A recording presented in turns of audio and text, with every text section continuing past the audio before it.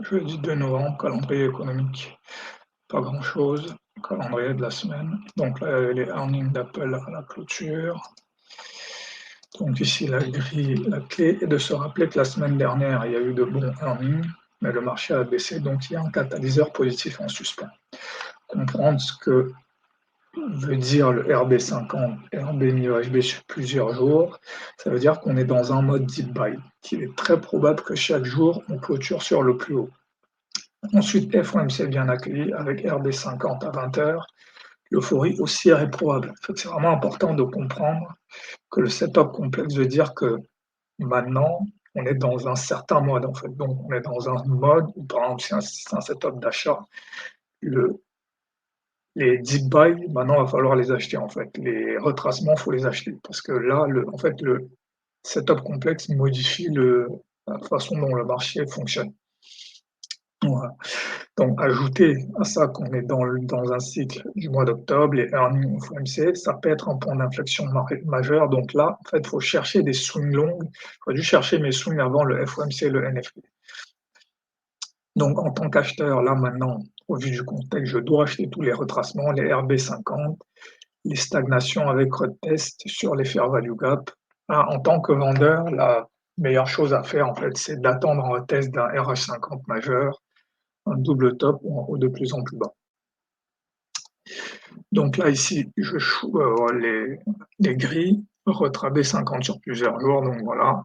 Il y avait aussi le fait qu'on était le lendemain d'un FOMC, et la plupart du temps, il y a des ranges, et on était la veille d'un NFP, et la plupart du temps, il y a des ranges. Et en fait, je choisis plutôt les grilles de range, mais c'était pas les bonnes, ça arrive. L'important, c'est juste de choisir et de trader en fonction de la grille, donc c'est pas grave. Donc ici, on commence ici.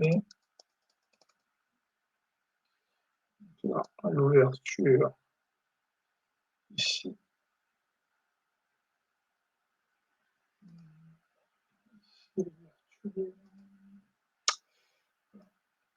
ici, marteau V, ça signale l'achat, pas de problème.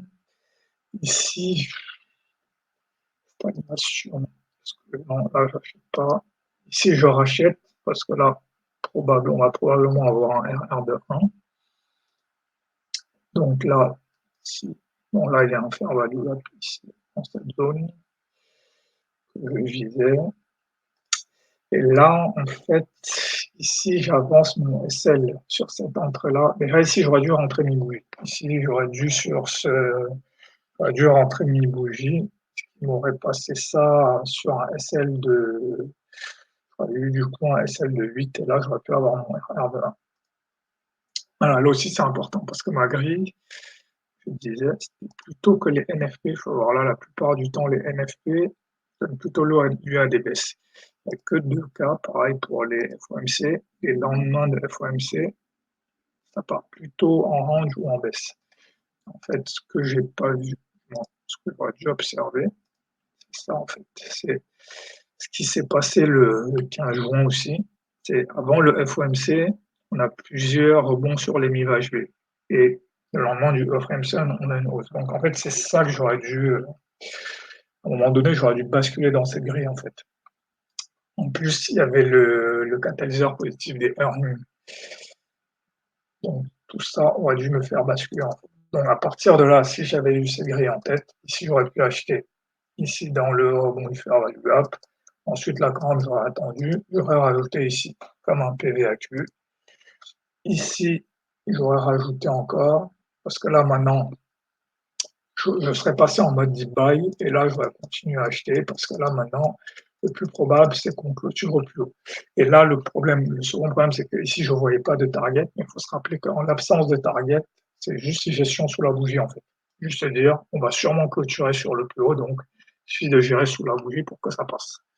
Donc voilà, là le setup, voilà, je peux voir sur plusieurs semaines, j'aurais dû prendre un swing déjà dans cette zone ici, au moment de l'épaule tête-épaule, un deuxième peut-être ici, et même un autre ici quand on passe le haut de lundi en support, j'aurais dû reprendre un swing ici pour pouvoir profiter de toute cette hausse.